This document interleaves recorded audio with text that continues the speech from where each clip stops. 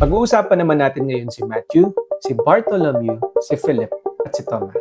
Unahin natin si Matthew, aka the Redeemed Tax Collector. Si Matthew ay isang tax collector sa Capernaum o maniningil ng buwis. Historically, ang mga tax collectors sa 1st century Judea ay mga taong hindi lang basta makasalanan kundi tinuturing ng mga Israelita na traidor sapagkat sila ay nakikipag-anib sa mga Romano na sumakop sa kanila.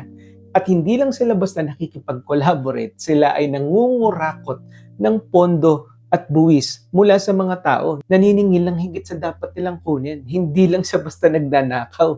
Bahagi siya ng sistemang sumasakal sa sarili niyang bayan. Para bang mga politikong sangkot sa mga flood control project na meron tayong. Pero isang araw habang nagtuturo si Jesus sa Galilea, dumaan siya sa Capernaum in Matthew chapter 9 verse 9. Nakita niya si Matthew in the tax collector's booth. Ang daming pera, nandun yung influence, nandun yung mga tao, nandun yung position niya. Pero sinabi ni Jesus kay Matthew, follow me. Dali-daling iniwan ni Matthew ang pera, ang posisyon, ang dating buhay para sumunod sa tawag ng Panginoon. Kaya mo yun? Nasa peak ka ng career mo, ang dami mong pera, may posisyon ka sa gobyerno, tapos biglang sasabihin ni Jesus sa'yo, iwan mo yan, sumunod ka sa akin. Hindi siya nagdalawang isip. At nung siya'y sumunod sa Panginoon, gusto niya ring imbitahan ang kanyang mga kapwa tax collectors at makakasalanan na katulad niya. Kaya in Luke chapter 5 verse 29, in-invite niya yung mga kaibigan niya at kasamahan niya sa kanyang bahay. Pinapunta niya dun si Jesus para makarinig rin sila ng gospel. At ang sabi ng mga tao sa paligid, bakit sumasama si Jesus? Sa mga tao na yan, pinagchismisan pa sila. Pero ang sinabi ni Jesus, hindi ang malusog ang nangangailangan ng doktor, kundi ang mga may sakit. Boom! Imaginein mo yung kagalakan na nararamdaman ni Matthew during the time na tinayuan siya ng Panginoon. Ang sabi ng Matthew chapter 10 verse 3, kasama siya sa 12 disciples at mula sa kinamumuhi ang tao ay naging apostol ni Kristo. At dahil trained si Matthew sa accounting, sa records at sa documentation, na isulat niya yung pinaka-structured na gospel, which is the Gospel of Matthew.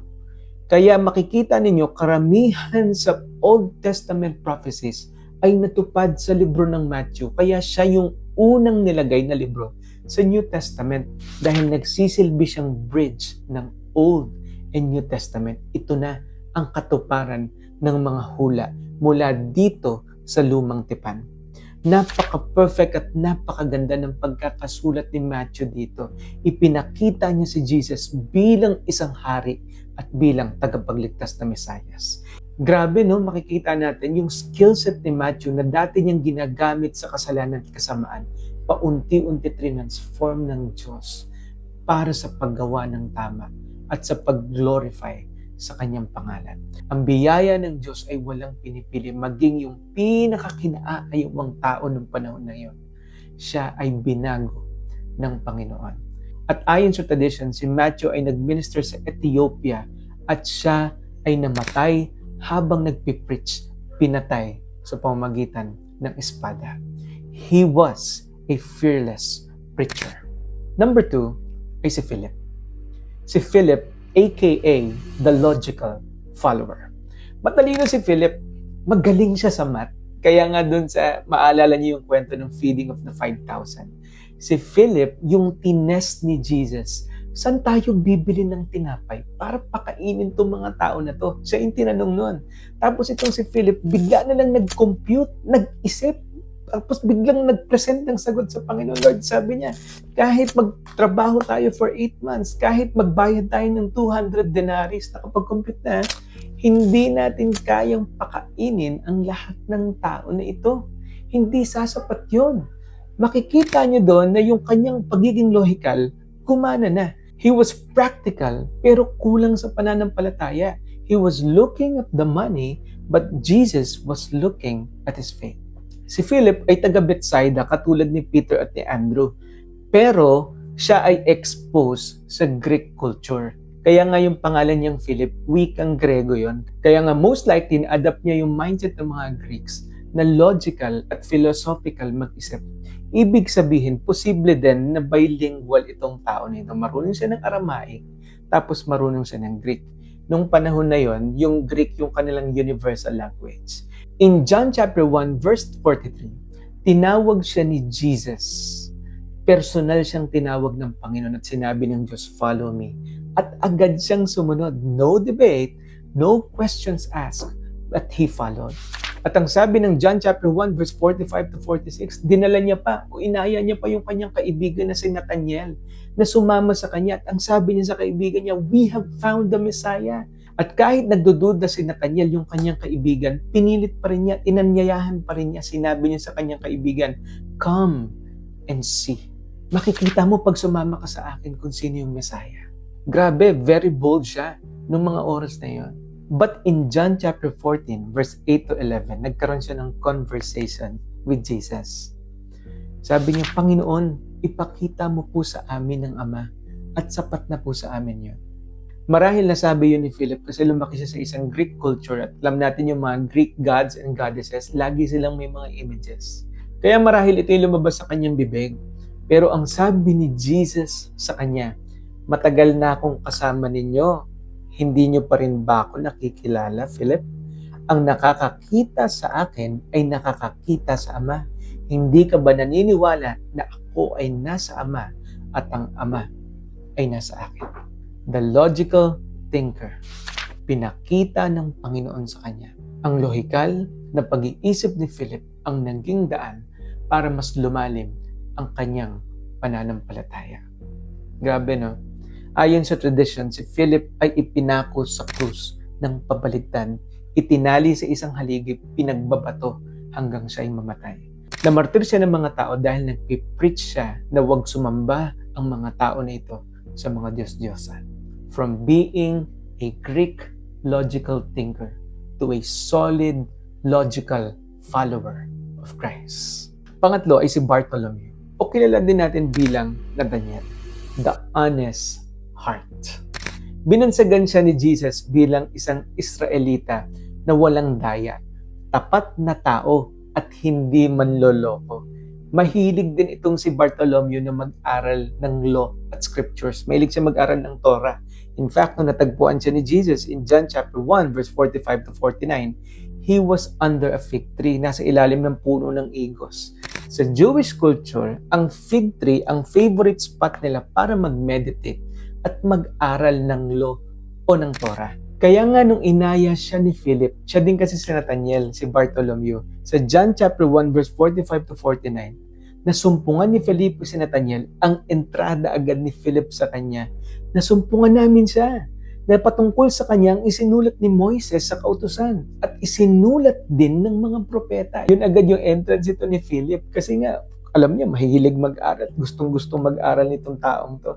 Siya ay si Jesus, ang anak ni Jose na taga Nazareth. Tapos sinabi niya susunod na verse at sinabi ni Nathaniel sa kanya, "May mabuti bang bagay na magmumula sa Nazareth?" Honest yung tanong niya kasi may rivals yung mga tao nila nung panahon na yon. Sinabi sa kanya ni Philip, "Come and see." And in verse 47, nakita ni Jesus si Nathaniel na papalapit sa kanya. Sinabi niya ang patungkol kay Nathaniel, "Narito ang isang totoong taga-Israel na sa kanya ay walang pandaraya." Kilala siya ng Panginoon. Sinabi sa kanya ni Nathaniel, "Paano mo ako nakilala?"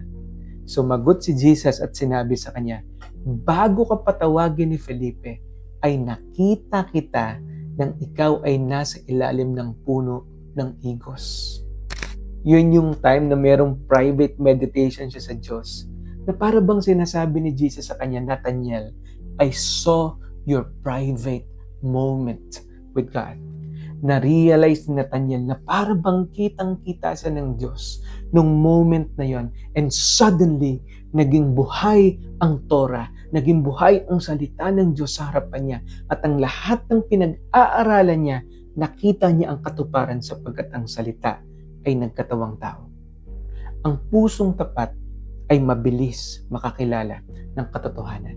Nag-minister siya sa India, sa Armenia, sa Mesopotamia, at ayon sa pinakamatandang tradisyon, siya ay binalatan ng buhay at pinugutan ng ulo dahil sa kanyang pagpipreach ng salita ng Panginoon.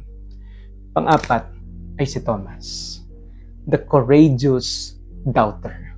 Si Thomas ay tinatawag ding Didymus. Ibig sabihin, kambal or twins. Hindi natin alam kung meron talaga siyang kakambal. Silent ang Bible tungkol dyan. Pero sa totoo lang, itong si Thomas ay hindi naman talaga doubter.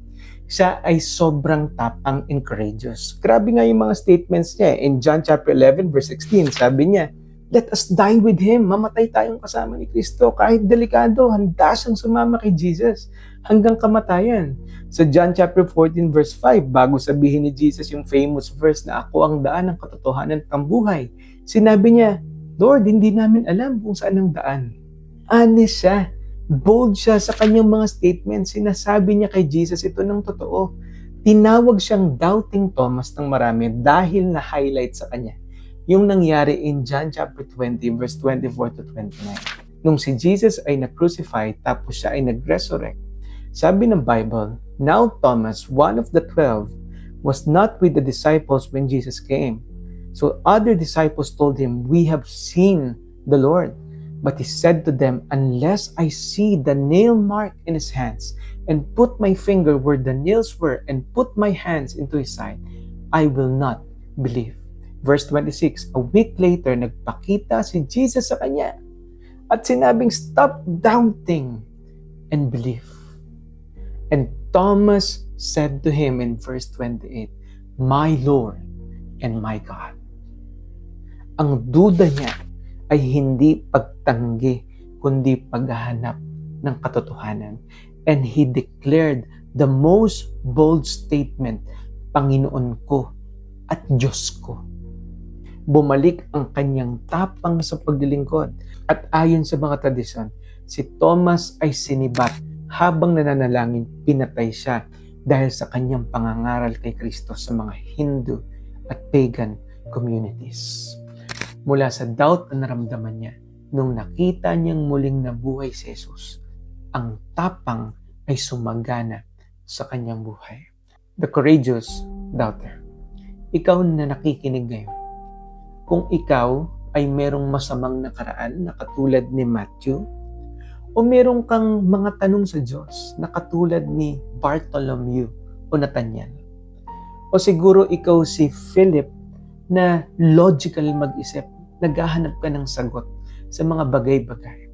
O siguro ngayon ay katulad ni Thomas, matapang ka dati, pero nagsimulang magduda ang puso mo ngayon. One thing that you need to do right now is to come to the Lord and see what God can do if you fully surrender to Him. Tulad ng laging sinasabi ni Jesus sa kanyang mga disciples, "Follow me." Huwag kang titigil sa pagsunod sa Panginoon. Trust and obey, for there's no other way to be happy in Jesus but to trust and obey. God bless po sa inyong lahat at kita-kits tayo sa ating next class sa last part ng ating pag-aaral tungkol sa buhay ng mga disciples.